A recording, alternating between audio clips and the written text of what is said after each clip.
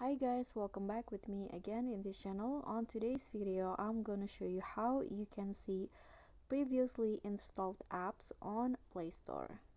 So if you want to see your history of apps, you can just go to the Google Play Store, then click on your profile at the top right corner, click on the Manage Apps and Device, and in here click on the Manage tab. Okay, so now these are the list of apps currently installed on my phone, and to see the previously installed or the history, you just need to click on this blue box and go to not installed. So not installed means that these apps are currently not installed on your phone, but it has been installed in the past. Okay, so you can see the list of apps in here.